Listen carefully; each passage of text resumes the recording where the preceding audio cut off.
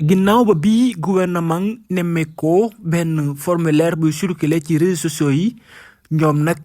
ministre bi nga xam moo yor wàllum koppar gi ak njël li génne nañ benn bataaxal pour weddi ay tuuma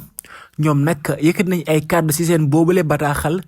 naan ñu ngi yëgal askan wi ne yëgle bi ñu tuddee lancement des sessions d'investissement numérique à rendement rapidement te doon du tasaaroo lool ci réseaux sociaux yi ñu moomale ko ci lu wérul njëwriñ jiital wàllum koppar ji ak njël li moom nag jàpp ne loolu ay njuuj njaaj la yëgale boobu masul bawoo ci benn su suñuy service te lañu ca bind lu wérul ñoo ngi nag fàttali askan wi ak kati xibaar yi ni leen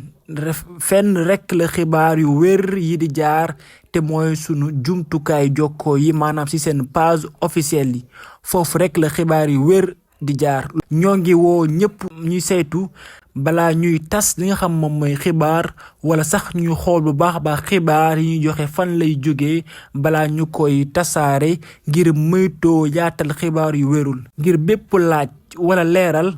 njiital bi di koppar gi ak njël li mu ngi xamle que ni mën ngeen ko envoyer mail wala ci seen ay service pour mën a am li nga xam moom mooy lu leer nañ ci seen information bu leen concerné njëwriñ koppar gi ak njël li di leen ñaax ngeen moytu information yu bon yi nga xamante ne si bi ñu ngi koy circuler ci réseaux sociaux yi ngeen koy publier waat ñu jëm nag ci élection législative yi maire bu Mabo di Aliou Cissé nekk candidat ci élection législative bu 17 novembre bii di ñëw moom nag ci benn final lu nawetaan nag la amee ay gaañu te yooyu lay final sax moom moo nekkoon parrain bi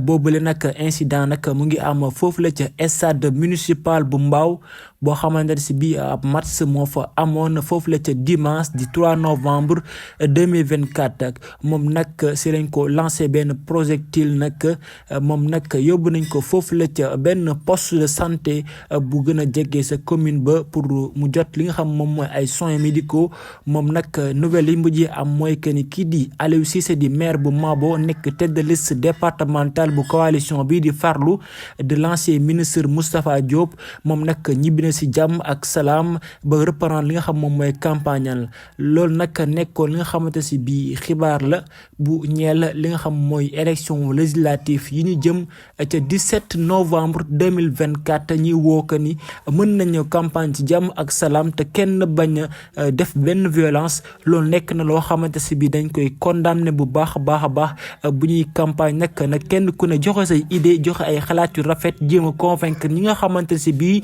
ñoom ñooy askan wi waaye nag violence moom kenn du ko rafetlu fenn ak foo mënti féete ba tax na kii di Bassirou Diomaye Diakhar Faye moom nag mu ngi koy xamle que ni nag candidat bu nekk respecté li nga xamante si bi moom nga waraloon teg askan bi waaye nag population bi ñu bañ a def benn violence moom mu ngi xamle ni képp kun jàpp ngay def violence ak foo mënti fare yoon dina daal sa kaw parce que justice bi ñëpp la fi nekkal nga far ci kujje gi wala nga far ci bii le gouvernement buñ fi gis nit yi def violence dinañ la teg li nga xam yoon loolu nga warlantu ak moom nag ba tax na nag mu ngi woote ci campagne yu jàmm ak salaam moom mi di njiital réew mi di Bassirou Diomaye Diakhar Faye loolu nag nekkoon li nga xamante si bi xibaar la ñu dinañ ko indil di leen jaajëfal bu baax a baax si ni ngeen ñi toppee di leen wax kenn di leen abonné bu baax a baax ci chaîne bii ndax mu mën a avancer ci kaw jërë ngeen jëf